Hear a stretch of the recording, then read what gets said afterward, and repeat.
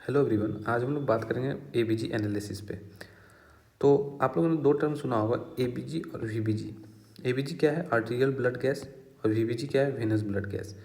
तो जो हम लोग आर्टरी से कलेक्ट करते हैं वो आर्टीरियल लाइन से जो भी कलेक्ट करते हैं आर्टीरियल एबीजी हो गया, और जो वेन से कलेक्ट करते हैं वो वीबीजी हो गया। ठीक है, तो आज हम लोग बात करेंगे कि ये इसका प्रोसेस क्या है कलेक्ट करने का, और हमारे पास ऑप्शन क्या क्या होते हैं कलेक्ट करने का।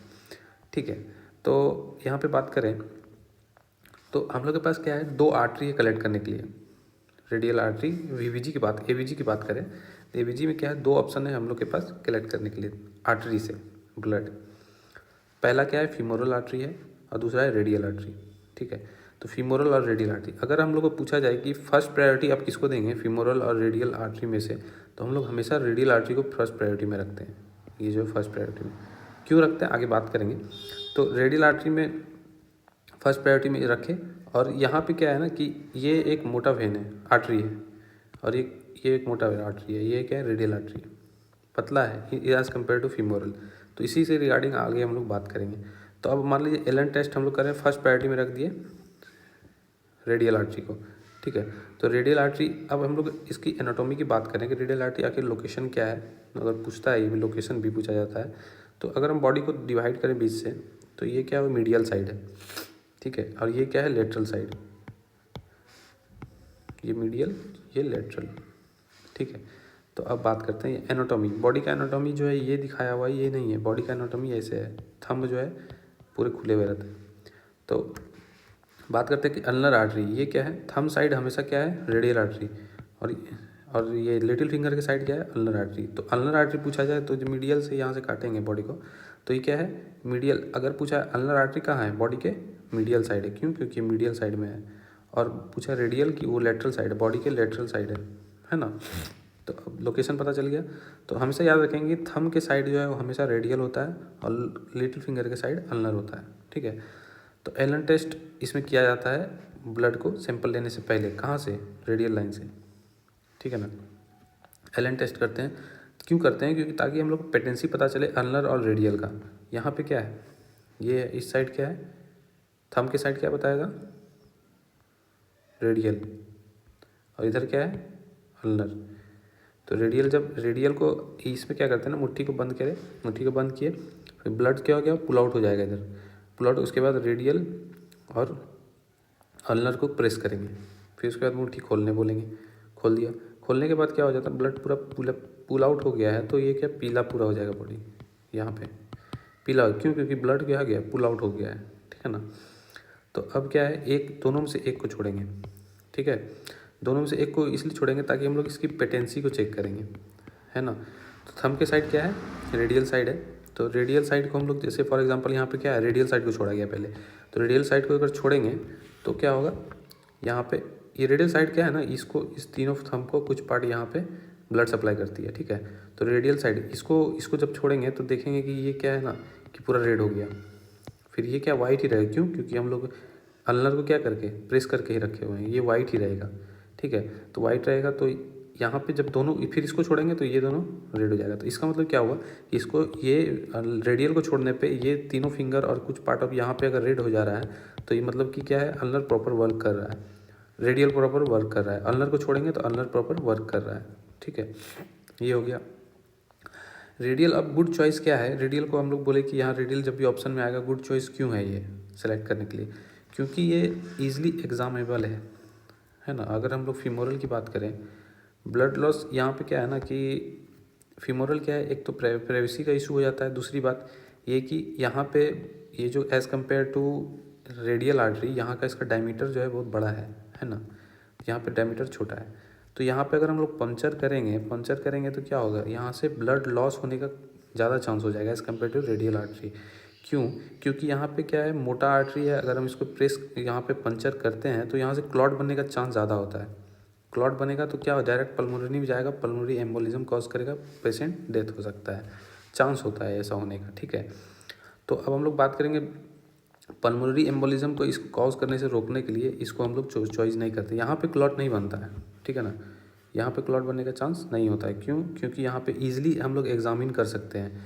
एग्जामिन कैसे करेंगे कि यहाँ पे अगर मान लीजिए पंचर किया है यहाँ पे, तो पंचर करने के बाद क्या होगा, यहाँ पे हम जैसे ब्लड कलेक्ट करने के बाद छोड़ेंगे तो यहाँ पे हम लोग देख सकते हैं कि भाई कोई ब्लड नहीं निकल रहा है। यहाँ पे हम लोग प्रेस करके रख सकते हैं, 5 से 10 मिनट तक प्रेस करेंगे, यहाँ पे ब्लड निकलना बंद हो जाएगा, मतलब लीक होने का चांस नहीं रहेगा। और यहाँ क्या है कि दाब के रखना भी कॉम्प्लिकेटेड है, पेशेंट को बोल भी नहीं सकते कि पेशेंट दाब के रख के छोड़ दिया, तो क्या होगा, एक तो यहाँ तक बॉडी तो ढका हुआ रहेगा पेशेंट का। अब आप देखोगे आपकी क्या कहते हैं कुछ देर के बाद ब्लड पूरा पुल आउट हो गया है पूरा एकदम यहाँ पे, तो वो क्या है कॉम्प्लीट शॉक में जा सकता है पेशेंट, ठीक है ना। तो ये हो गया सर्कुलेटरी। और यहाँ पे क्या है, सर्कुलेटरी प्रिवेंट करने के लिए हम लोग सर्कुलेटरी कोलैप्स क्या होता है कि जैसे अब यहाँ पे ये अगर ब्लॉक हो गया, यहाँ पे हम लोग दाब के रखे हैं या ब्लॉक कर गया, इन केस क्लॉट बन गया, ब्लॉक कर गया, तो सर्कुलेटरी पूरा लेग तो पूरा ये नेक्रोसिस होने लगेगा, है ना। तो यहाँ पे क्लॉट फंस गया तो यहाँ पूरा नेक्रोसिस होने लगेगा। तो सर्कुलेटरी कोलैप्स को हम लोग बचाने के लिए यहाँ पे अगर ब्लॉक करता है तो हम लोग को यहाँ दिख जाएगा कि हाँ तो भाई यहाँ पे नेक्रोसिस, ये नीला पड़ रहा है, ये नीला पड़ रहा है, ठीक है, ये नीला पड़ रहा है, तो यहाँ पे हम लोग फिर उसको डायग्नोसिस कर सकते हैं। यहाँ पे क्या है ना, पता नहीं चलेगा, यहाँ पे क्लॉट बनने का चांस और पल्मोनरी एम्बोलिज्म होने का चांस हो जाता है, ठीक है। अगर इन केस अगर पेशेंट को बोल दे कि अगर ऐसा कंडीशन दिया जाए कि फीमोरल जो है ये आर्टरी, रेडियल आर्टरी जो है वो फाइंडिंग नहीं है, तो हमेशा हम लोग जाएंगे कहाँ, फीमोरल, क्योंकि हमारे पास दो ही ऑप्शन है, एक और दो, ठीक है। तो अगर बोला कि रेडियल हम लोग को फाइंड नहीं हो पा रहा, क्योंकि मान लीजिए कि कोई बर्न का पेशेंट है जिसमें कि फ्लूइड इनटेक जो है वो फ्लूइड जो है बॉडी में वो कम हो गया है, तो अब रेडियल दिख नहीं रहा है, रेडियल पाल्पेट नहीं हो पा रहा है, तो ये क्या करेंगे हम लोग, फीमोरल के लिए जाएंगे, ठीक है, क्योंकि ये बड़ा आर्टरी है तो हम लोग ईजिली पंक्चर कर सकते हैं।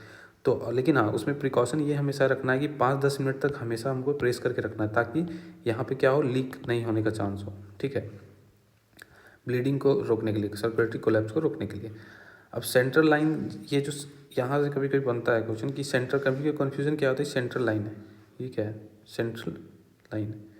तो सेंट्रल लाइन से हमेशा क्या होता है, वीवीजी कलेक्ट होता है, मतलब ये क्योंकि सेंट्रल लाइन वेन में लगा हुआ है, ये देखिए वेन में, ये क्या है, राइट एट्रियम, राइट वेंट्रिकल। तो राइट एट्रियम में ये यहाँ पे वीवीजी हमेशा राइट एट्रियम में लगता है, एक यहाँ से लगता है, ये वर्टिबल लाइन से भी लगता है, यहाँ से वर्टिबल, एक पोस्टीरियर वर्टिबल वेन है, यहाँ पे लगता है, एक गर्दन पे लगा हुआ रहता है, यहाँ पे नेक पे एक लगा रहता है, एक यहाँ पे लगा, ये क्या, सबक्लेवियन वेन, ठीक है। तो सबक्लेवियन वेन पे लगा हुआ था, वेन में लगा है तो क्या वीवीजी कलेक्ट होगा। और एक फीमोरल लाइन भी है, ठीक है, सेंट्रल लाइन है और एक फीमोरल लाइन है, फीमोरल लाइन ये भी है, इसमें भी तो वेन पे ही लगता है, ये फीमोरल लाइन जब भी लगता है तो वेन से हम लोग क्या हमेशा क्या कलेक्ट करेंगे, वेनस ब्लड गैस, ठीक है ना। तो कंफ्यूज नहीं करना, ये क्या है, सेंट्रल लाइन हमेशा वेन में लगता है, सबक्लेवियन वेन में, तो यहाँ से हम लोग वेन से क्या होगा, वेन से क्या, वेनस ब्लड गैस निकलेगा। और फीमोरल में जब भी लगाएंगे तो क्या होगा, फीमोरल में भी वेन में लगता है तो वेन से वेनस ब्लड गैस निकलेगा, ठीक है। अगर क्रिटिकल पेशेंट कोई भी हॉस्पिटल में अगर अचानक कोई इमरजेंसी में क्रिटिकल पेशेंट आता है, हमेशा हम लोग क्या करते हैं ना, एबीजी कलेक्ट करते हैं, ठीक है, हमेशा एबीजी। लेकिन कलेक्ट करने के बाद हमेशा नोट करना है कि उसका सेचुरेशन SpO2 क्या है उस समय, ताकि हम लोग को बाद में दिक्कत ना हो एबीजी को रीड करने में। SpO2 हमेशा नोट करना है वहाँ पे, ठीक है, एबीजी सेचुरेशन हमेशा। और वहाँ लिखना है कि एबीजी SpO2 क्या है और उसका सेचुरेशन लिख दिया, और उसमें अगर ऑक्सीजन चल रहा है उसको तो O2 कितने लीटर पे चल रहा है, 1 लीटर पे चल रहा है, 2 लीटर पे, 1 लीटर में कितना होता है, 26% ऑक्सीजन, है ना, 24%। तो हमेशा ये ध्यान में रखना है कि हमेशा नोट करना है, कोई भी इमरजेंसी में पेशेंट आया तो उसका जब एबीजी हम लोग कलेक्ट करेंगे, चाहे हम फीमोरल से करें यहाँ पे रेडियल से करें, तो हमेशा वहाँ पे क्या लिखेंगे कि उसका सेचुरेशन क्या है, अभी सेचुरेशन प्रोब ऑक्सीमीटर लगा के अभी सेचुरेशन क्या चल रहा है, अगर ऑक्सीजन उसको चल रहा है, या मान लीजिए एम्बुलेंस में वो ऑक्सीजन से लेके आया है, सिलेंडर से ऑक्सीजन लगा हुआ है, मास्क लगा हुआ है, तो हम लोग देखेंगे उसका SpO2 क्या है, O2 क्या है अभी, और ऑक्सीजन कितने लीटर पे चल रहा है, ठीक है ना, ये चीज़ हमेशा ध्यान रखना है। आर्टरी में होता क्या है ना कि आर्टरी में हम लोग जो पंचर करते हैं, आर्टरी में हमेशा ना कम पंचर करना चाहिए। ये जो आर्टरी है यहाँ पे, ये जो बड़ा आर्टरी है यहाँ तो अवॉइड ही करना चाहिए, अगर ऑप्शन नहीं है तो अलग बात है। लेकिन यहाँ पे क्या होता है, क्लॉट बनने का चांस ज़्यादा होता है, क्लॉट बना तो फिर वो थ्रोम्बस कॉज करेगा, थ्रोम्बस क्या होगा, फिर वो यहाँ से ये हो जाएगा क्लॉट, पल्मोनरी एम्बोलिज्म कॉज करेगा, ठीक है। तो आर्टरी में पंचर, वेन में हम लोग कितना, जब भी मेडिसिन एडमिनिस्टर करते हैं, ड्रग एडमिनिस्ट्रेशन हमेशा वेन में देते हैं, क्योंकि एंटीक्यूबोडल फोसा में वेन पाया जाता है, मोटा वेन, तो वहाँ पे वेन देते हैं, वेन में सुई देते हैं, जब भी देते हैं इंजेक्शन, कोई भी तरह का दवाई एडमिनिस्टर करते हैं वेन में, तो वो देखते हैं कुछ नहीं होता है पेशेंट को, कुछ नहीं, थ्रोम्बस का चांस नहीं होता है। क्यों? क्योंकि वेन में थ्रोम्बस का चांस बहुत कम है कंपेयर टू आर्टरी के कंपेयर। आर्टरी में जितना पंचर होगा वो क्लॉट बनने का चांस उतना ज़्यादा हो जाता है। ठीक है, ये हम लोग बात कर लिए। अब अल्नर क्या है ब्लॉक अगर अल्नर ब्लॉक हो गया है, जैसे फॉर एग्जांपल अब एलन टेस्ट है, अल्नर, अगर अल्नर यहाँ पे है, ये ना अल्नर आर्टरी, सॉरी ये क्या है, रेडियल आर्टरी, ये रेडियल आर्टरी है, ये अल्नर आर्टरी है। तो अगर यहाँ पे इसको जूम कर, ये रेडियल है, ये अल्नर है। अगर मान लीजिए कि अल्नर ब्लॉक है, ठीक है, अल्नर मान लीजिए कोलेटरल सर्कुलेशन, तो हम लोग जैसे बताए कोलेटरल सर्कुलेशन क्या होता है कि यहाँ से इस डिवाइड को इसको करें तो ये इधर इस पोर्शन में दे रहा है, रेडियल आर्टरी क्या कर रहा है इस पोर्शन में, और अल्नर आर्टरी इस पोर्शन में। तो इन केस अगर रेडियल ब्लॉक हो जाता है, रेडियल आर्टरी ब्लॉक हो जाता है, तो क्या करेगा ना, ये अल्नर आर्टरी इसको सप्लाई करने लगता है ताकि कोलेटरल सर्कुलेशन बॉडी में बना रहे। ठीक है, जैसे उधारी लेते हैं ना किसी से, पड़ोसी से, वैसे ही। तो ये पड़ोसी है, इसका पड़ोसी है, तो ये क्या करेगा, इसको कोलेटरल सर्कुलेशन में मदद करता है, अपना तो करेगा ही, दूसरे को भी देगा ताकि नेक्रोसिस ना हो।